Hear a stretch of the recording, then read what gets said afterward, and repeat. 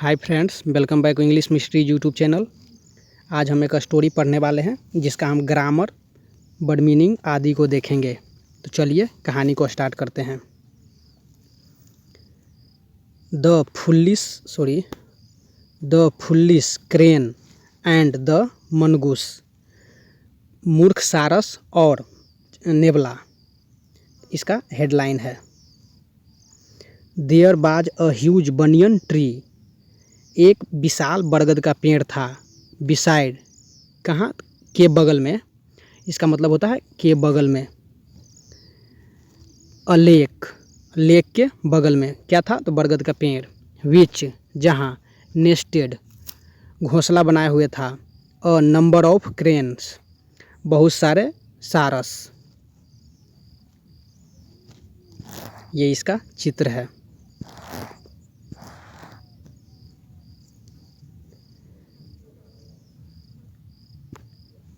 In a hollow, खोखले ढांचे में।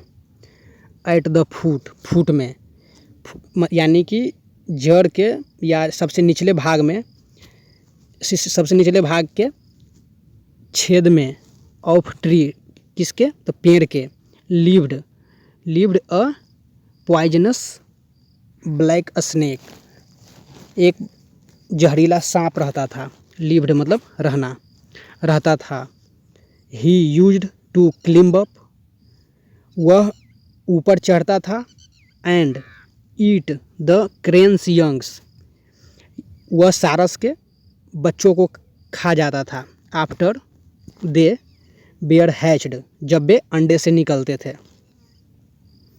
One crane who had lost her children to the cunning black snake. One crane, एक सारस जो हैड लॉस्ट हर चिल्ड्रेन, जो अपने चिल्ड्रेन को खो दिया था।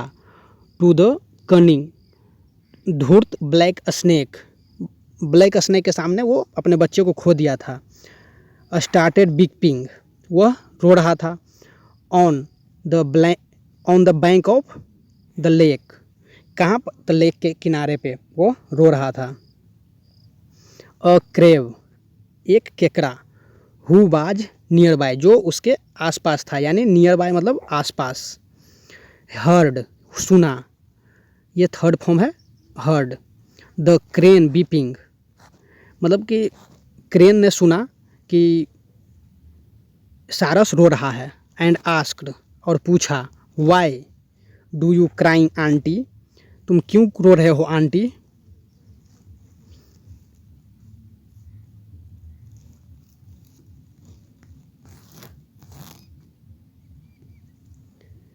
द क्रेन रिप्लाइड, क्रेन ने कहा।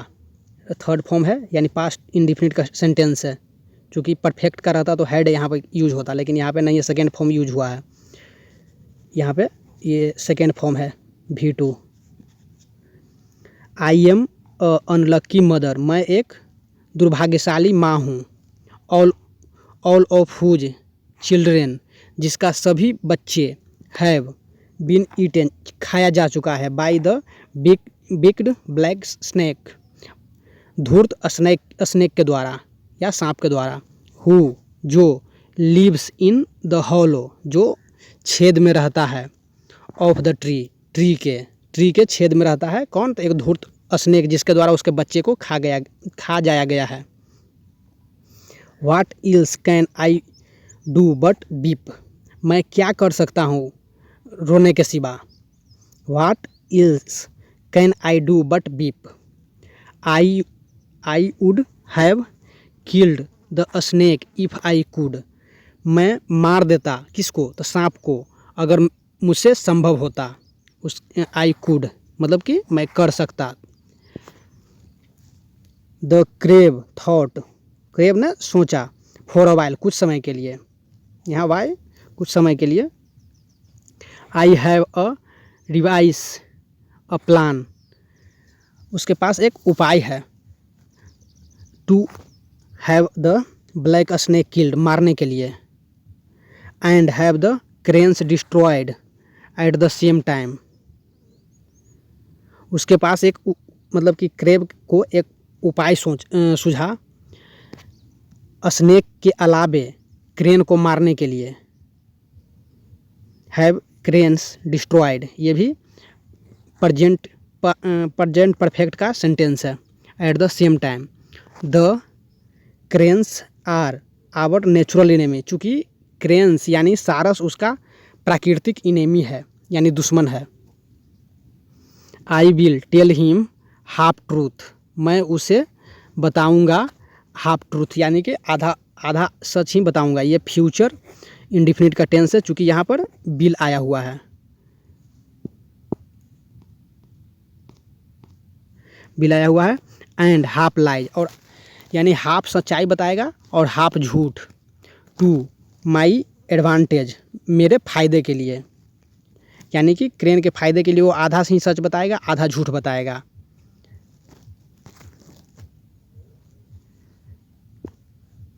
थिंकिंग सो, सोचने के बाद। द क्रेब सैड, क्रेब ने कहा टू द क्रेन, किसे? क्रेन को। ये क्या है? V2 का यूज हुआ है, प्रेजेंट इंडिफिनिट का टेंस है, से का साइड बनाया गया है। Aunty I will tell you a plan, मैं आपको एक उपाय बताऊंगा। टू गेट रीड, पीछा छुड़ाने के लिए। ऑफ द ब्लैक स्नेक, किससे? ब्लैक स्नेक से। All you have to do is scatter some fish and flesh from nearby bro where mongoose lives।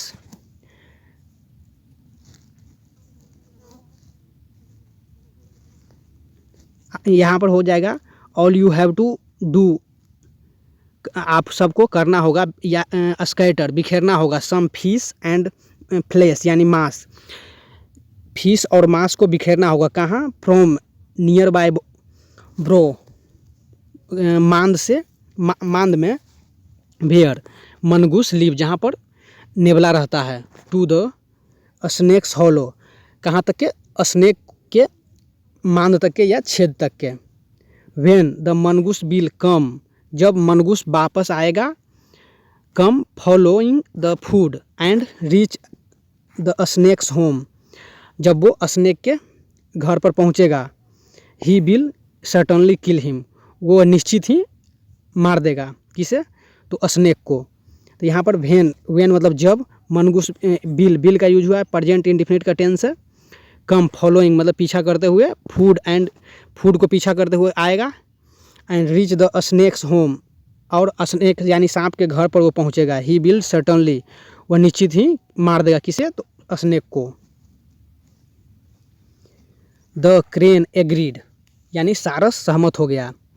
ये पास्ट इंडिफिनिट का टेंस है चूँकि V2 का इस्तेमाल यहाँ पर हुआ है।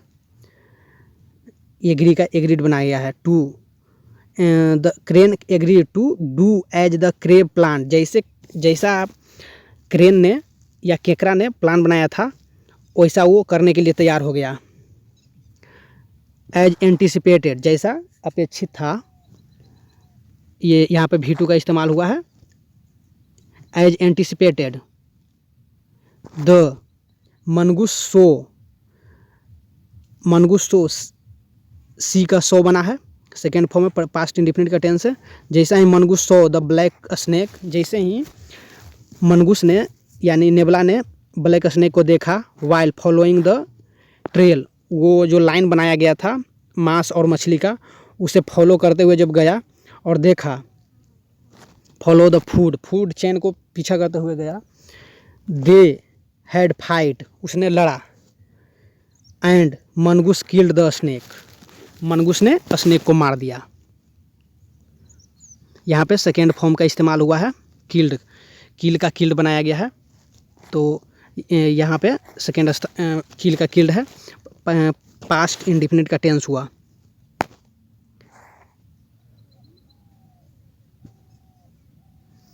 आफ्टर दिस, इसके बाद। द मनगूस रियलाइज्ड, नेबला ने सोचा या उसे एहसास हुआ। रियलाइज दैट, कि ये रिलेटिव प्रोनाउन हुआ कि चूँकि दोनों सेंटेंस को इंटरलिंक कर रहा है। That hair bear in many cranes, जहाँ बहुत सारे सारस थे। ऑन द टॉप, सबसे ऊंचाई पर, ऑफ ट्री के। मनगुस ने यानी नेबुला ने रियलाइज़ किया या महसूस किया कि यहाँ पर बहुत सारे क्रेन है। कहाँ पे? तो पेड़ के टॉप पे। In due course of time, समय के साथ साथ, in due course of time, समय के साथ साथ, द मनगुस क्लिम्ड अप, मनगुस ने पेड़ के ऊपर कहाँ पर चढ़ा? क्लिम्ड अप, मनगुस ने क्लिम्ड अप द ट्री, ट्री के ऊपर चढ़ा। एंड स्टार्टेड किलिंग, और मारना शुरू किया। द क्रेन, किसे? तो क्रेन को। टिल, जब तक all the cranes bear destroy, जब तक मारना शुरू किया तब तक कि पूरा सारस खत्म नहीं हो गया, यानी क्रेन खत्म नहीं हो गया। इसका मोरल ऑफ द स्टोरी है कि द वाइज इंडिड से, बुद्धिमान आदमी ने कहा है कि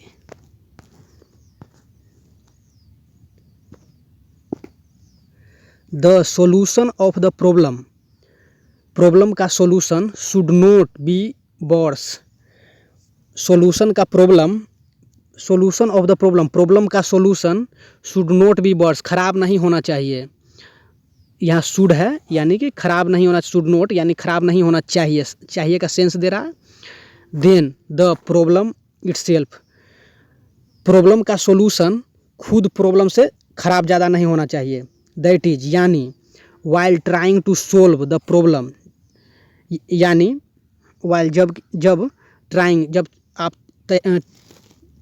कोशिश कर रहे हो प्रॉब्लम को सॉल्व करने के लिए, यू शुड नॉट कॉम्प्लिकेट, आपको कॉम्प्लिकेट नहीं करना चाहिए।